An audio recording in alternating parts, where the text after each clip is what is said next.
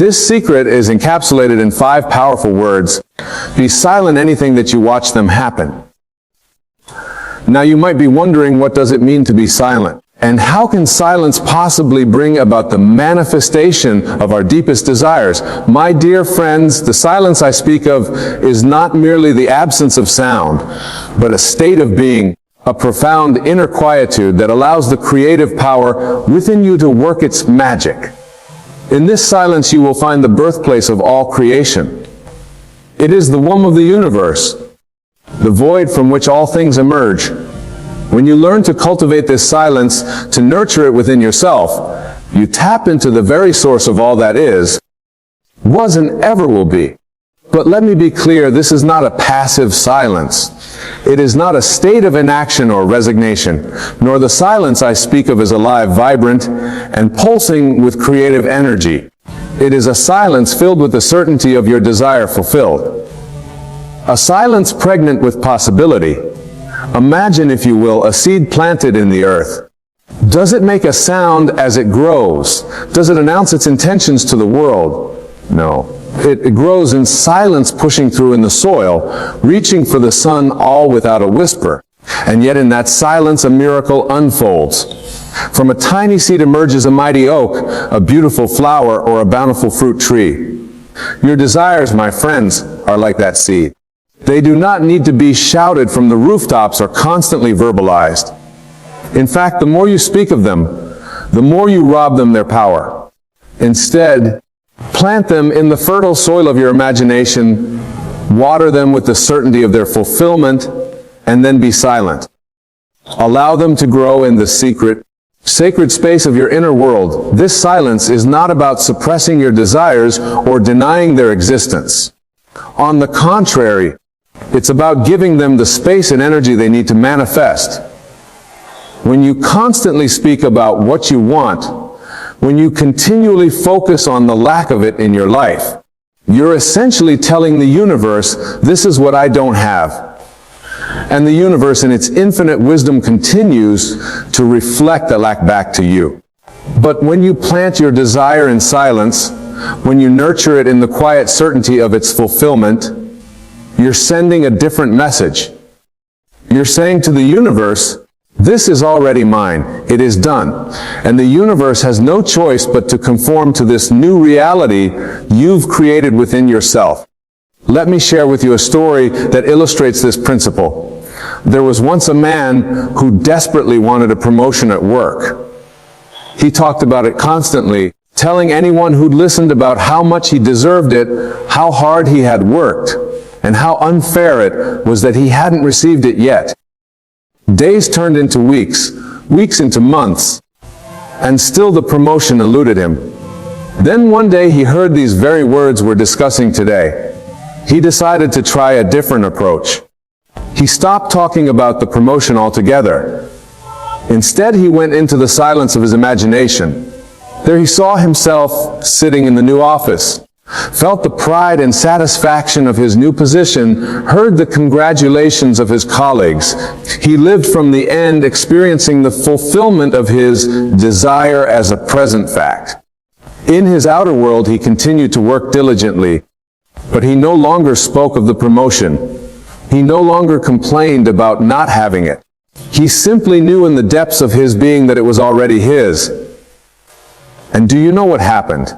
Within a month he was called into his boss's office and offered the very position he had been imagining. This, my friends, is the power of silence. It is the power of living from the end, of experiencing your desire fulfilled in the inner world of imagination.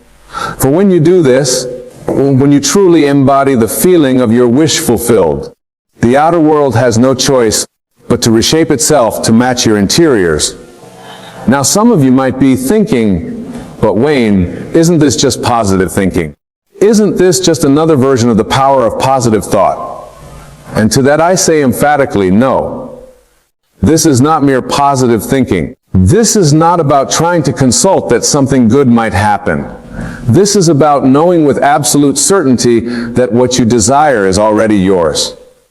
You see, in the realm of imagination there is no future. There is only the eternal now. When you enter into the silence of your imagination and experience your desire as fulfilled, you are not hoping for a future event. You are experiencing a present reality, and it is this present experience, this living from the end, that has the power to reshape your world. Let me explain further. The world you see around you, the circumstances of your life, are nothing more than the outpicturing of your estates. Your consciousness is the only reality. Everything else, your job, your relationships, your financial situation, these are all shadows, reflections of what you hold to be true in your imagination. So, when you enter into the silence and live from the end, experiencing your desire as fulfilled, you are quite literally changing your world from the inside out. You are impressing upon the subconscious mind a new concept of self, a new pattern of thinking and being. And your subconscious mind, which knows no difference between what is vividly imagined and what is actually experienced in the outer world, begins to work tirelessly to bring about the conditions that match this new self-concept. This, my dear friends, is why silence is so powerful.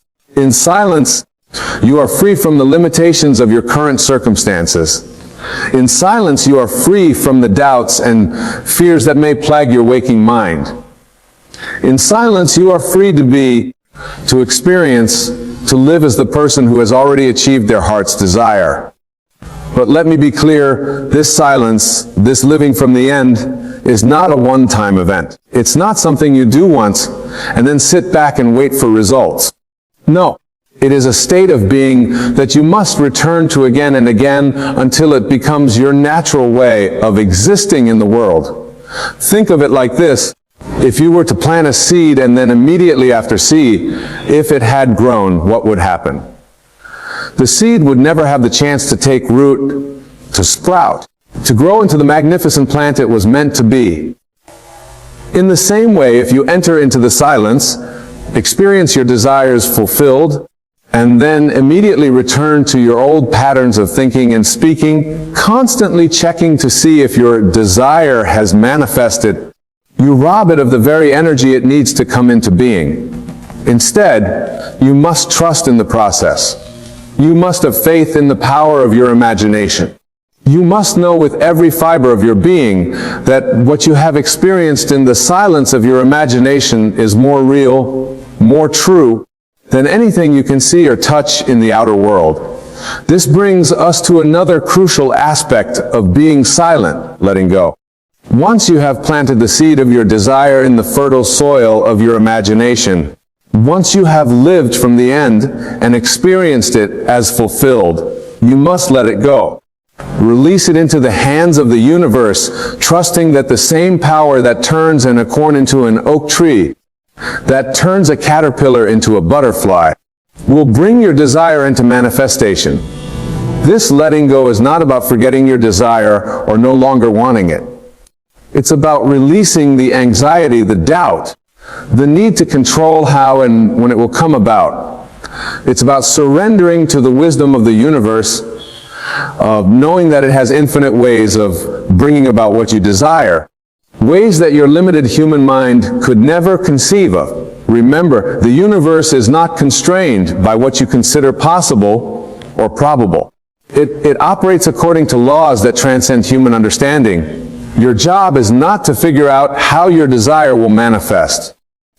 Your job is simply to live from the end, to be the person who already has what they desire, and to trust in the perfect unfolding of divine timing.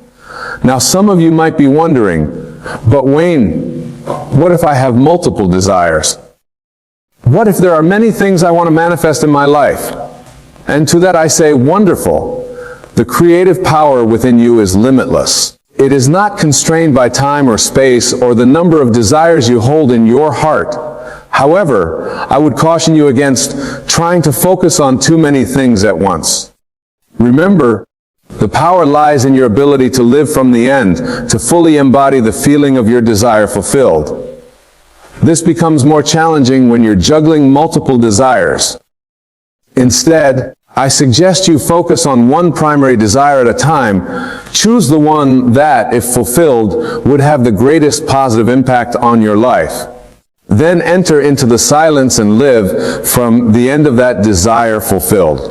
As you do this, you may find that many of your other desires naturally fall into place.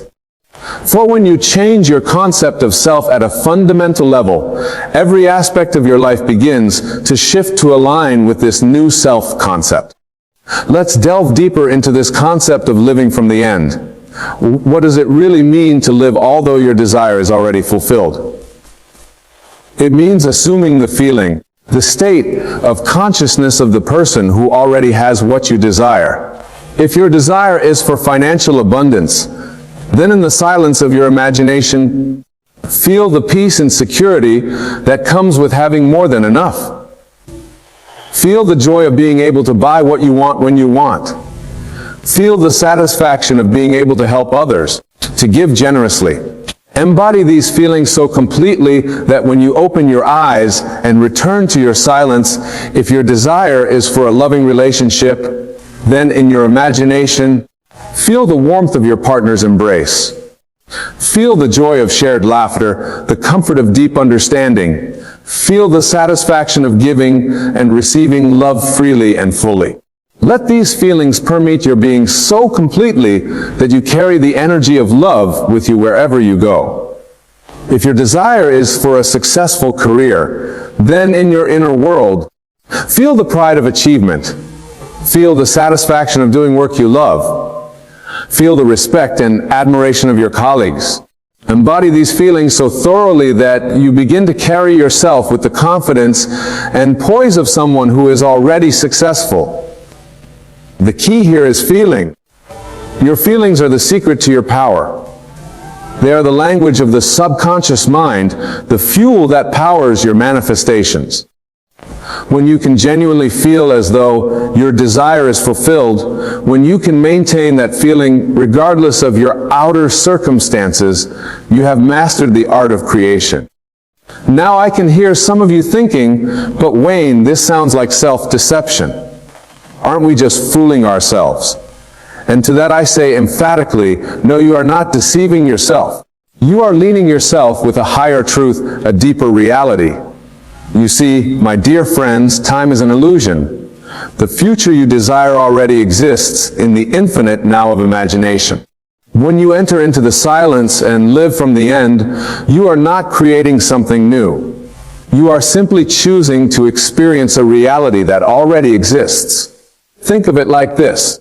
I imagine you are in a dark room and there's a light switch on the wall. The electricity, the potential for light is already there. It exists whether the switch is on or off. When you flip the switch, you're not creating the light. You're simply choosing to experience it. In the same way, when you live from the end in your imagination, you're not creating your desire. You're choosing to experience it, to align yourself with it.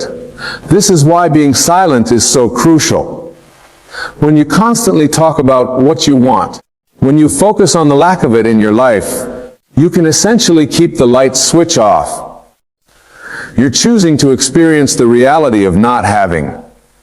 But when you go into the silence, when you live from the end and feel the joy of your desire fulfilled, you're flipping that switch.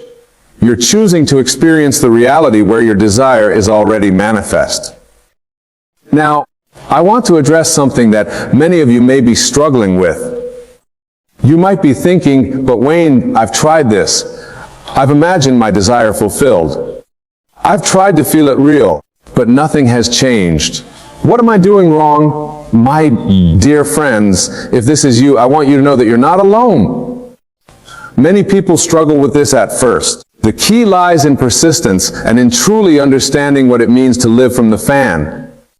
You see, living from the end is not about visualizing your desire for a few minutes each day and then returning to your old patterns of thinking and being. It's about a fundamental shift in your self-concept. It's about becoming in your imagination and in your feeling the person who already has what you desire. This takes practice and dedication. It takes a willingness to challenge your old beliefs and patterns of thinking. But most of all, it takes faith. Faith not in some external power, but in the creative power of your own imagination. Remember, your imagination is not separate from reality. It is the very substance of reality. The world you see around you was once only imagined. Every invention, every work of art, every human achievement began as a seed in someone's imagination. Your desires are no different. They are the seeds of your future reality, waiting to be planted in the fertile soil of your imagination and nurtured in the silence of your being. So if you've been struggling, I urge you not to give up. Return to the silence. Go deeper into the feeling of your desire fulfilled. Make it more real, more vivid, more alive within you. And most importantly, persist. Persist in the face of every contrary appearance in your outer world. For it is your persistence, your unwavering faith in the reality of your Amidat that will ultimately bring it into manifestation. Now let's talk about another crucial aspect of this process. Detachment. When I say be silent anything that you wish will happen, the silence I'm referring to also includes a detachment from the how and when of your manifestation. You see, many people make the mistake of trying to control every aspect of their manifestation. They imagine their desire fulfilled, but then they start worrying about how it will come about. They start trying to manipulate people and circumstances to bring about their desire. But this is a form of doubt. It's a lack of faith in the power of your imaginal act. True silence, true faith means letting go of the need to control. It means trusting that the same intelligence that keeps your heart beating, that grows your hair and nails, that maintains the perfect balance of life on this planet, is more than capable of bringing your desire into manifestation in the perfect way and at the perfect time. This detachment is not indifference. It's not about not caring whether your desire manifests or not. Rather, it's about being so certain of its manifestation that you no longer feel the need to manipulate or control. It's about resting in the absolute knowing that what you have experienced in your imagination is more real than anything in your outer world, and that your outer world must by law conform to this inner reality. Let me give you an example to illustrate this point. Imagine you've ordered a package online. Once you've placed the order, do you sit by your mailbox day and night worrying about whether the package will arrive? Do you call the shipping company every hour to check on its status? Of course not. You trust that the package is on its way. You go about your life knowing that it will arrive at the perfect time. This is the kind of detachment I'm talking about. Once you place your order with the universe by living from the end in your imagination, let it adjourn. Trust that it's on its way. Go about your life from the state of consciousness of someone who already has what they desire. Now, this doesn't mean you become passive. You still take inspired action when it presents itself. But this action comes from a place of being, not from a place of lack or need. It's the natural expression of the new you. The you that is living from the end. Let's delve deeper into this concept of inspired action. When you're truly living from the end, when you fully embody the state of consciousness of having your desire fulfilled, you'll find that opportunities and inspirations naturally come to you. These are not actions you force or plan. They arise spontaneously from your new state of being. For instance, if you're living from the end of being financially abundant, you might suddenly feel inspired to start a new business venture. If you're living from the end of being in a loving relationship, you might feel moved to join a new social group where you'll meet like-minded people. These inspirations are your new state of consciousness expressing itself in your outer world. The key is to follow these inspirations without attachment to the outcome. You're not taking these actions to make your desire happen. You're taking them because they're the natural expression of who you now are in your imagination. This brings us to another important point, the role of action in this process. Some people misunderstand the principle of living from the end and think it means they should do nothing in their outer world. They believe that if they just imagine enough, Their desire will magically appear without any effort on their part. But this is not what living from the end means. Living from the end doesn't negate action, it informs action.